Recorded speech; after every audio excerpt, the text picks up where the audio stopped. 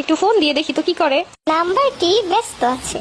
ব্যস্ত আছে মানে এই টাইমে কার সাথে ব্যস্ত? কোনো মেয়ের সাথেই কথা বলতেছে, খুব বিজি তাই না? আমার ফোন ধরা যাচ্ছে না। আমার সাথে এত বড় বেইমানির ফল তুমি পাবা। এখনো কল দিচ্ছে না, তার সাথে এত কথা।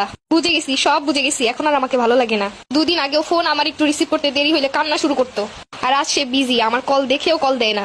কোন মেয়ের সাথে এত কথা? মেয়েটা কেউ নিজের পরিচিত কেউ না নতুন ফেসবুক ফ্রেন্ড বানাইছে, ভার্সিটির কোনো বান্ধবীর সাথে সম্পর্ক শুরু করছে? করো করো, জমায়ে প্রেম করো। আমার মতো মেয়ে আর তুমি পাবা না, আমার মতো যত্ন কেউ নিবে না, আমার মতো গুণবতী কেউ আসবে না, আমার মতো সুন্দরী কাউকে পাবা না। এই 2 দিনের প্রেম ঠিকই শেষ হয়ে যাইব, তখন আমারে খুঁজবা, কিন্তু আমারে পাইবা না। এতক্ষণ পর কল দিছে, রিসিভ করবো না? আমার কোনো দাম নাই? যখন ইচ্ছা ফোন দিবে, যখন ইচ্ছা কেটে দিবে। না, আর সহ্য করবো না, অনেক হয়েছে, আমাকে সস্তা পেয়ে গেছে।